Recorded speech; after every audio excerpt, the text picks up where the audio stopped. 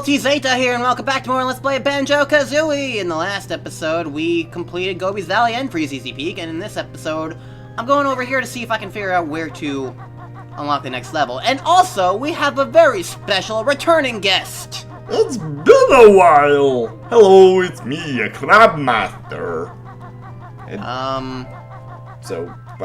Level? This over here is Mad Monster Mansion. But the problem is, I have no idea where to unlock it. So I need to find that first and foremost. And honestly, it's probably not even over here, so I probably shouldn't even be over here, but I have no idea where else to look. Look over there. And over here again. And... whoa. Oh my. It's been a while since I've guessed it on one of Balti's videos. I think Croc was the previous one? So, 3D platforms, ahoy! We already established. Shh. No, we didn't. I can get this extra life to make up for the one that I lost falling on the way here. Show the clip. You didn't do that. Nope. Sorry, what?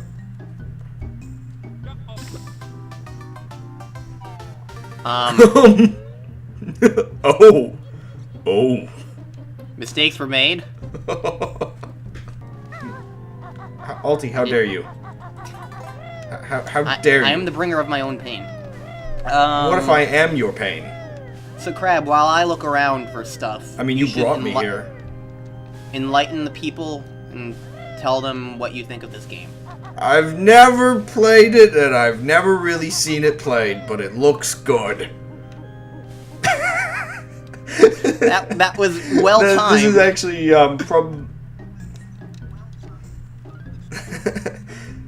It's what? Yeah. It's one of the few... What? Oh gosh, we're stepping over each other's words. Oh, this is a great way to start a video. No, what?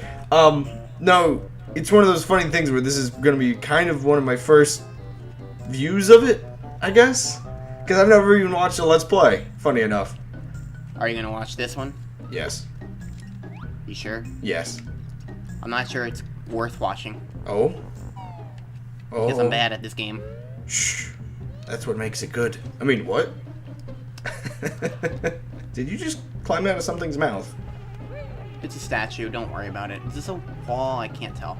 This whole area is so dark, I can't tell. I think I'm in a corner. Is it the edge world? I mean, what? Nah, it's spook. It is spooky. Miles Edgeworld? What? Miles Edgeworld? Yes. Do you not get the pun? No. Miles Edgeworth is a character from Phoenix, right? Oh, Edgeworth. I'm lost. I hate this place. Alti can't do place. Go fast. Well. Thank you. I think. I think.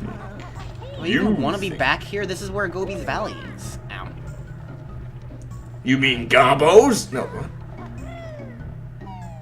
No, I don't. Are you sure? I am positive. What if Croc and Banjo are in the same universe? They're not. How do you know? Because they're not. But how do you know? Because Argonaut software is completely unrelated to Rareware. But how do you know? What if Argonaut or whatever you said is the long lost brother of Rareware? They're companies, they can't be siblings. But how do you know? Ooh, scary face. Or 5-second delay scary face, but God damn scary it, face. this is Treasure Trove Cove. Wasn't that the original one you wanted me to guess on? I don't even remember. There's a path down there. Did I go down here? I don't even remember. I would probably say that I'm not the fondest of Gruntilda's lair. Because it's very... Wait, did I find it? Would you say you prefer A Hero's Tale overworld, or...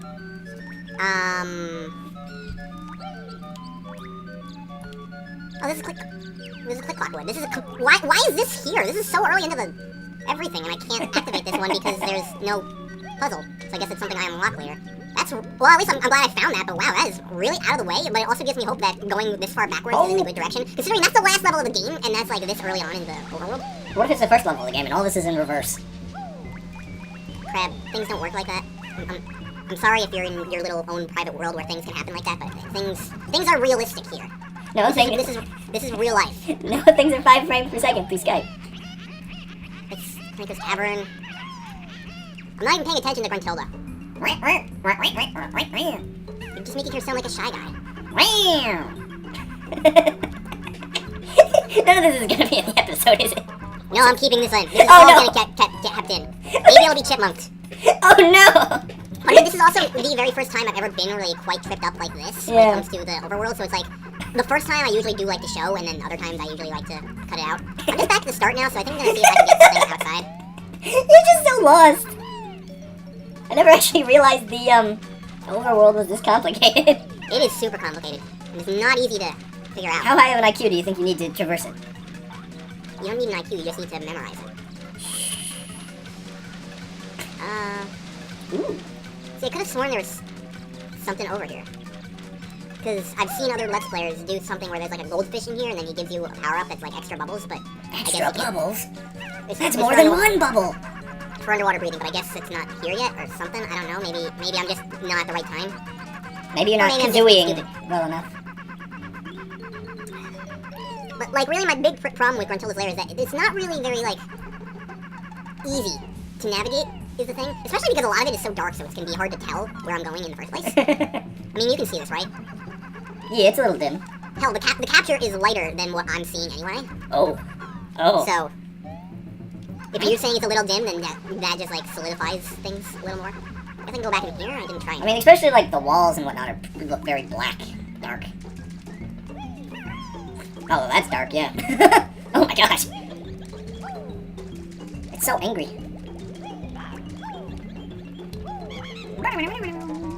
I am just so completely lost right now, so Crab, you need to entertain me. Ulti doesn't know where to go. That's all the entertainment you're getting. You are a poor entertainer. Those are all the lyrics I could think of on the spot. I don't Think of know. more lyrics. Do it. Do it now. Ulti doesn't know where to go, so he's banjoing around all through the town. No, what? I don't know how to make music. All I know is to make random rhymes that make no sense. And I always end up rhyming something with town. Eventually it happens. Brown Town. What now, Brown Cow? How I do guess I you... can go check by Bubble Gloop Swamp. Bubble Gloop. Got nothing else to do. Is he a glip glorp? What? What?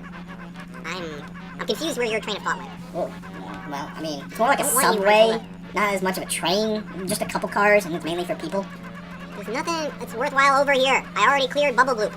Where the hell is the entrance to Mad Monster? Not the entrance, but the opening portrait thing. The game Man, is complicated. Mario 64's castle really needs some renovations. I mean, what?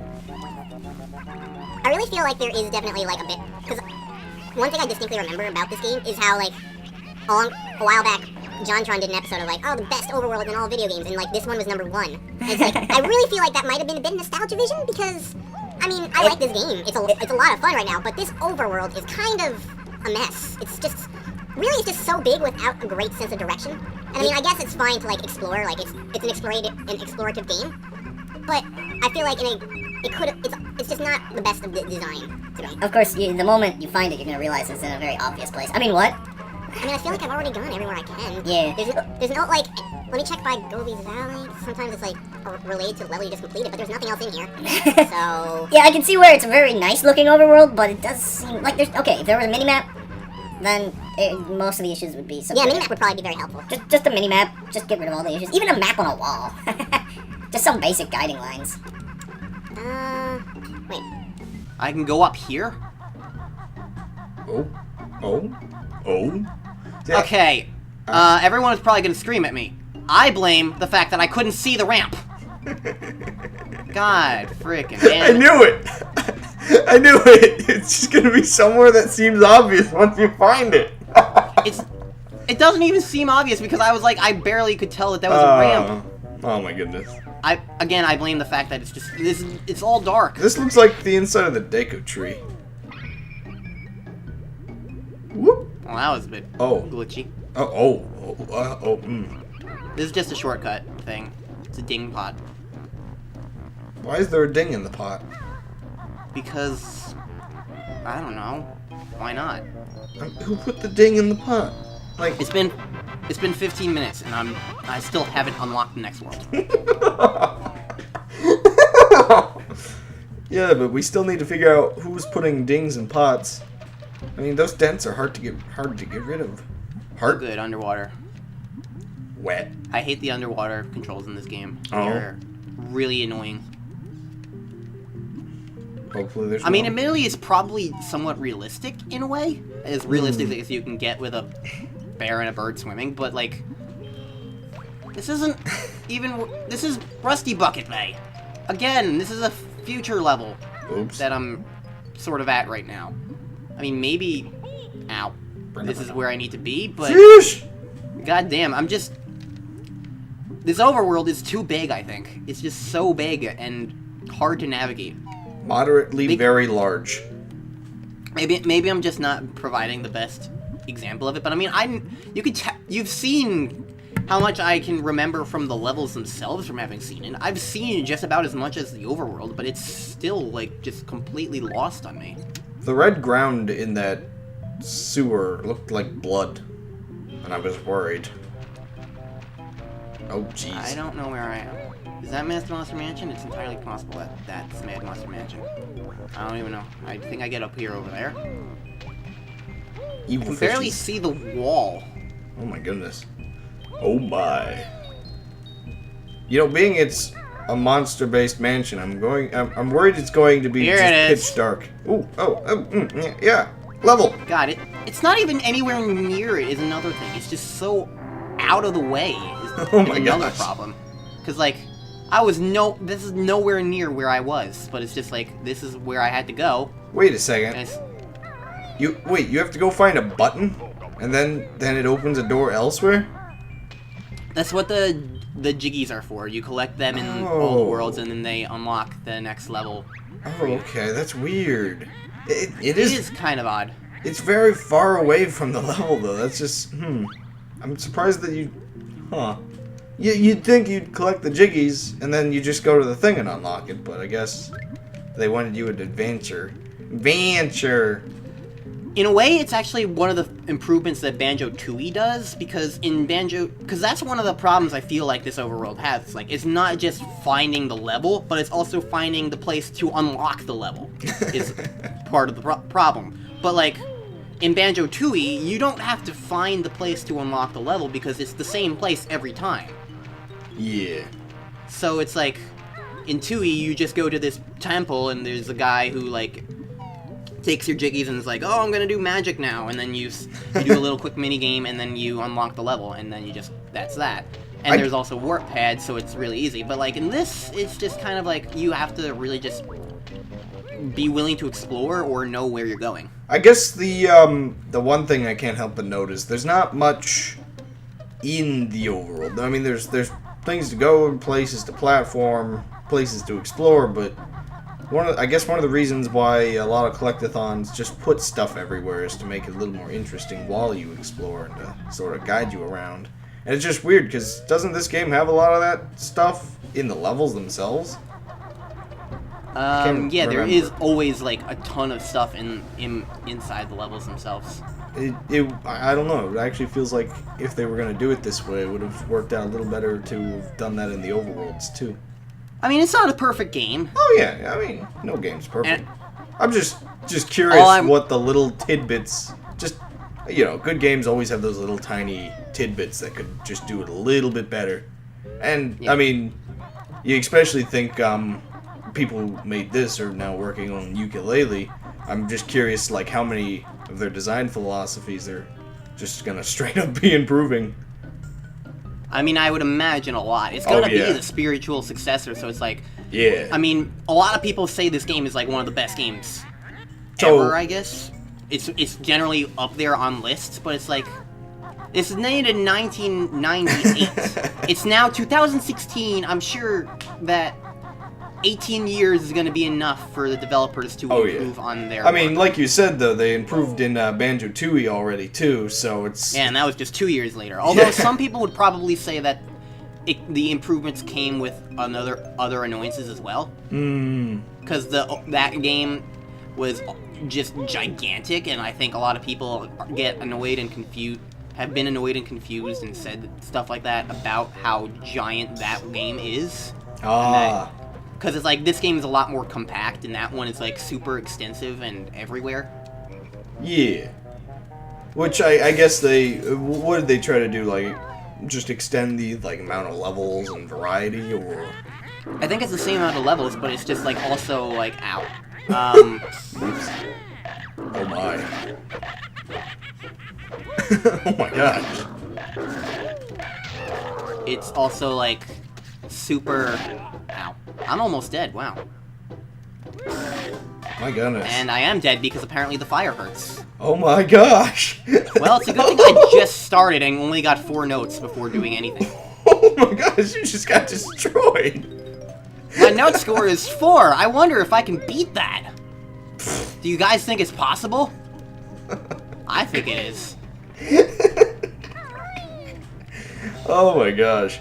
But no, yeah, it's one of those funny things though when you I beat my note score! Oh yeah!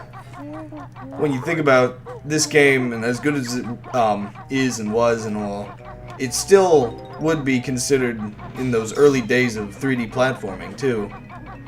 So it's actually one of those funny things where you kind of realize somewhat that 3D platformers, they got so far and then they just vanished. It is kind of disappointing that, like, because every other game genre generally, like, evolves over time, but, like, while this genre was evolving, and then it just kind of stopped. Yeah. So it's, like, it's really weird, because, like, then the games that would come out just generally are, like, the same thing. Yeah. Like, Now that's games actually...